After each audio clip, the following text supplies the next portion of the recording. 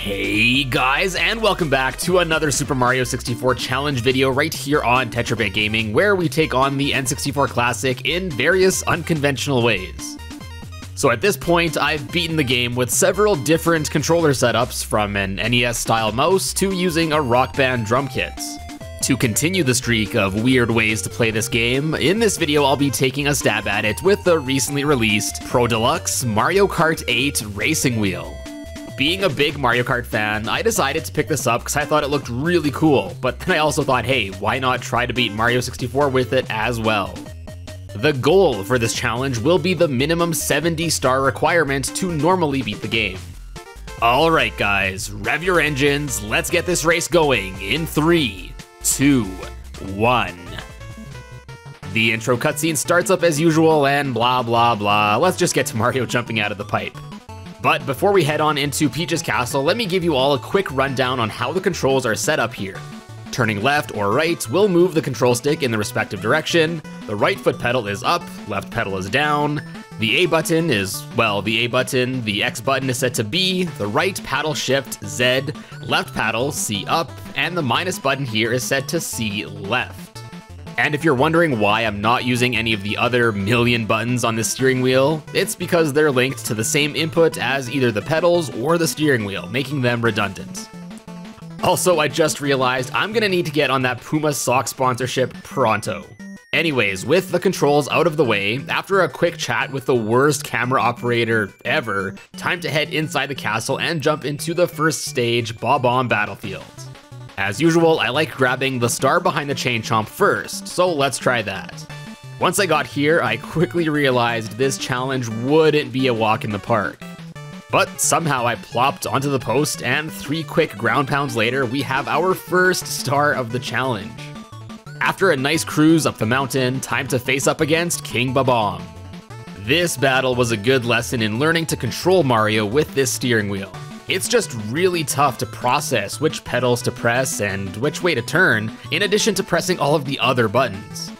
But either way, 3 quick throws nets us another star. Racing seems to fit well with the steering wheel challenge, so I think it's time to race Koopa the Quick. I normally like jump kicking up this slope, but at first I was having a lot of trouble doing so. But after a while, I got it, and left Koopa the not-so-quick, got him, in the dust for star number 3. I didn't really feel like collecting all of the 8 red coins here, and since we don't have the wing cap yet, for the last star here, blasting up to the floating island was pretty simple as normal. Now on to Whomp's Fortress. After adjusting my foot pedals that shifted around way more than I'd like, I was able to pull off this little trick here to get up to the top of the fortress to fight King Whomp. And by simply doing the classic ground pound trick here, this fight was a no-brainer. Side flipping here was pretty tough, but doable, and after climbing the fortress and the tower at the top, we're up to 7 stars. After rescuing the star from captivity in the wall here, time to try Owlless, or as I like to call it, f*** my life. This was not easy. I had to turn the wheel and jump so precisely, and despite so many close attempts, I kept failing.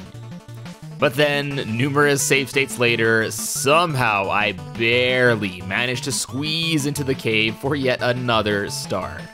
That's another Owlless with a stupid controller in the books. Okay, up next, the first water stage of this challenge, Jolly Roger Bay. Since swimming uses flight controls, it was even more difficult to process which pedals to press here. This definitely took some time getting used to. That said, I was able to enter the sunken ship, open some chests, eat some bubbles, and drain the water for another star.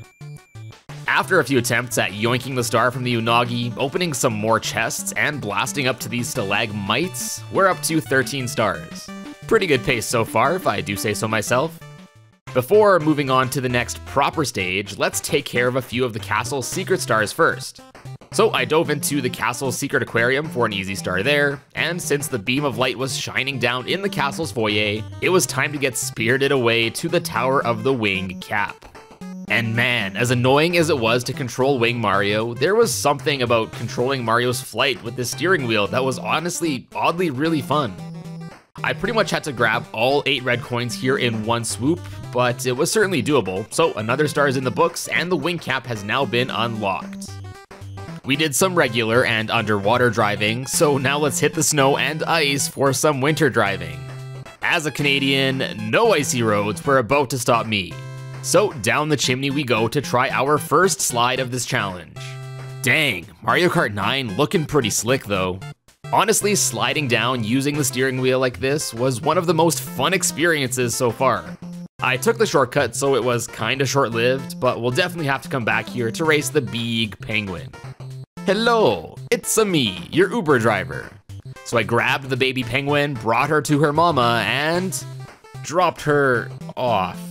Okay, Koopa the Quick was fine and all, but now it's time for a real race. Let's get it.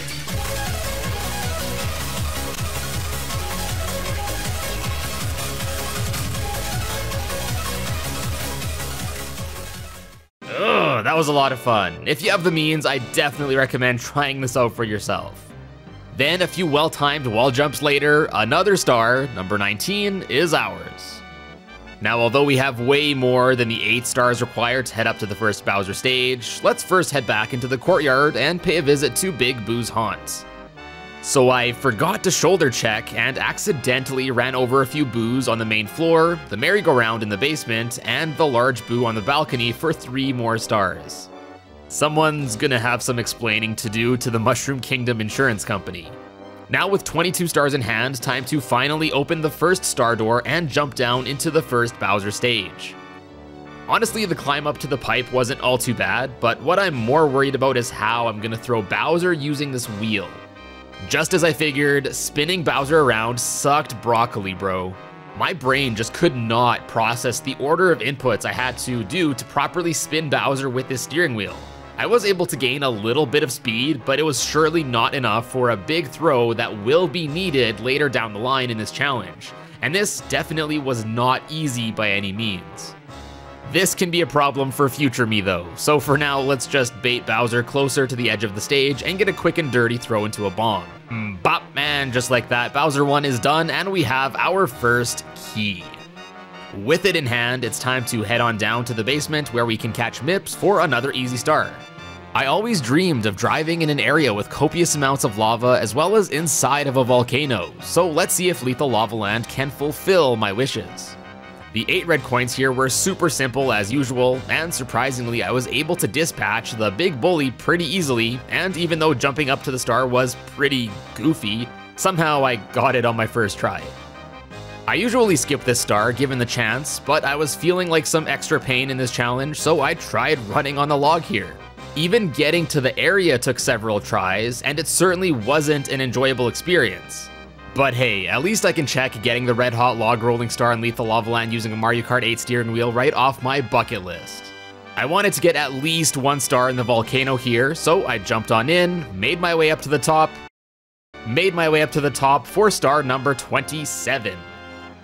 Next, I think it's time for some land of the shifting sand variety.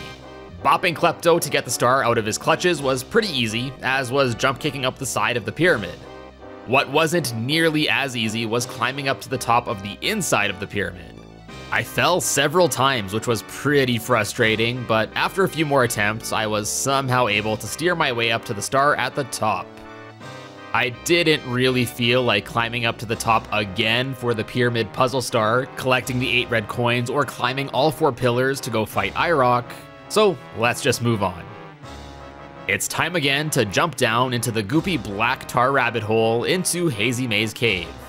Clipping down to Dory in the cave wasn't all too bad, but unfortunately I didn't land right on the middle hill, and man, let me tell ya, trying to use Dory to get up there was not easy.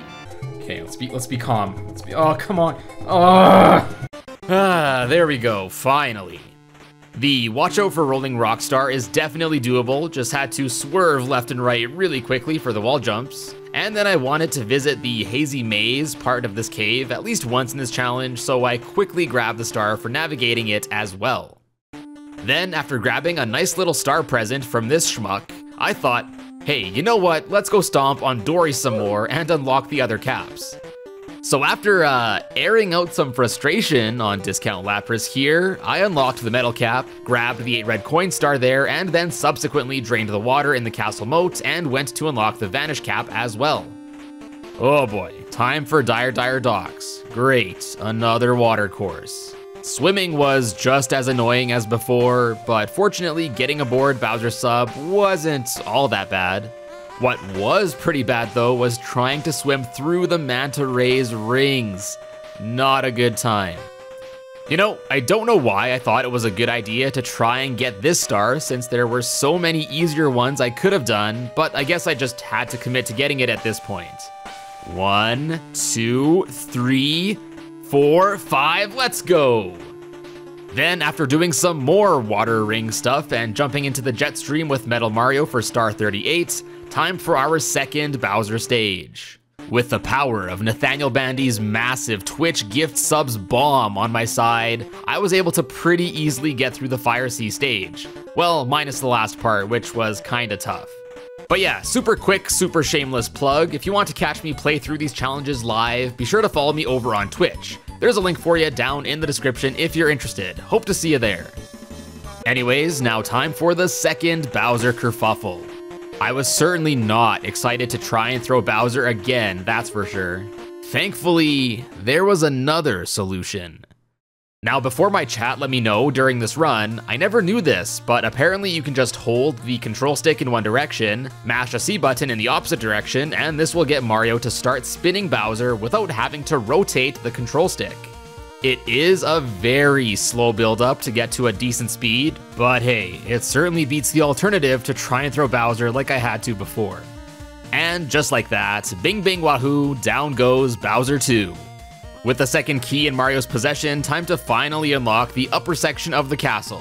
Since it was the first painting I saw, I decided to first hop into Wet Dry World. Shocking Arrow Lift star was super easy as always with the warp. Getting to the top of the town required some precise movement, but nothing I couldn't handle. Express Elevator was fine, as was grabbing the star in the cage in the hidden town. Guess your boy's getting the hang of this steering wheel thing. After swiping another freebie star from another Toad, Snowman's Land is next, and for whatever reason, I decided to get most of the stars here. I guess they were all just super easy, and hey, the more I get now, the less time I have to spend in Rainbow Ride. So yeah, Ice Block Star, Chill Bully, the star in the box, red coins, Igloo Star, and blasting up to the top of Snow Lad gets us a cool 6 stars in the bank. Now time to once again scale Tall Mountain. Some parts here were fine and I felt like I was cruising, but other parts demanded focus and I had to make sure my inputs were precise so I wouldn't fall. Surprisingly, I didn't fall, even once. So I was able to get to the top of the mountain for the 1 star there, and although I usually do a slide skip to get to the slide star, since I had so much fun with a cool mountain slide, I wanted to give this one a go too. It was definitely more challenging since it required more precise movement, and somehow I clipped through the slide, which was most unfortunate, but eventually I cleared the slide for yet another star. Since climbing the mountain took so long each time, I only wanted to get 1 more star near the top, the one behind the waterfall, and then lastly for this course, I hopped off the fly guy here to gently float down to the lone star on the mushroom. And next up, one of my favorite courses in this game, Tiny Huge Island. I quickly clipped all the piranha plants, touched all 5 secret spots, and turned the Wiggler into roadkill for another 3 stars. But after getting the star near the top of the mountain, it was finally time for our rematch with Koopa the Quick.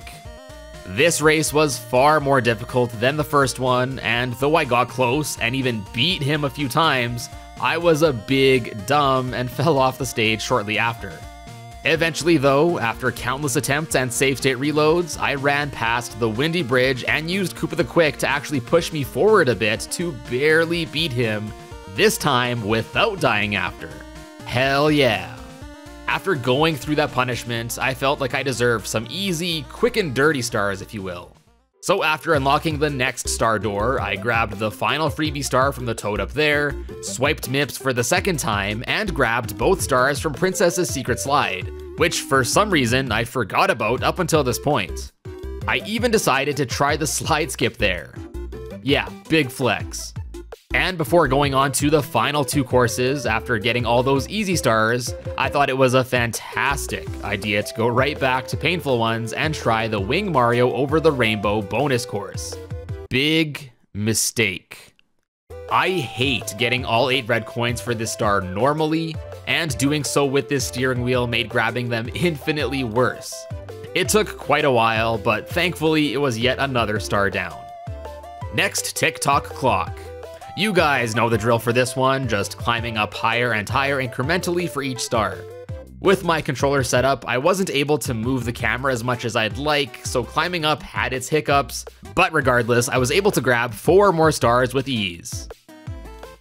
Alright, guess we gotta ride the magic carpet a few times in Rainbow Ride.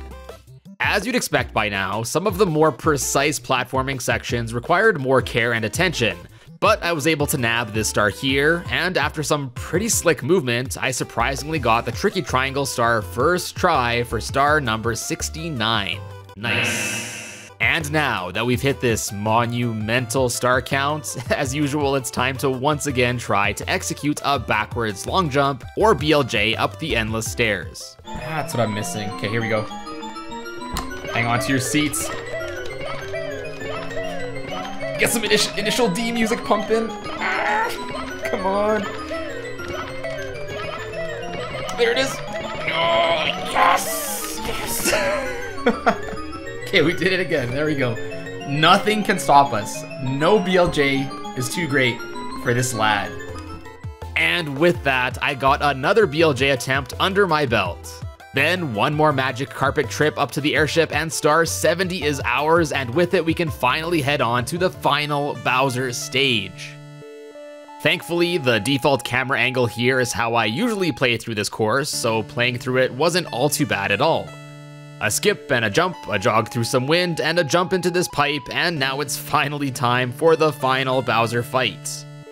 Thankfully, the C button technique I used for Bowser 2 was super helpful here as well. Throw 1, check.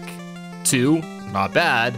And now the stage breaks apart, and it's time to see if we can throw Bowser far enough with this technique to beat the game. Took like 5 years to build up enough speed, but here we go, and yes!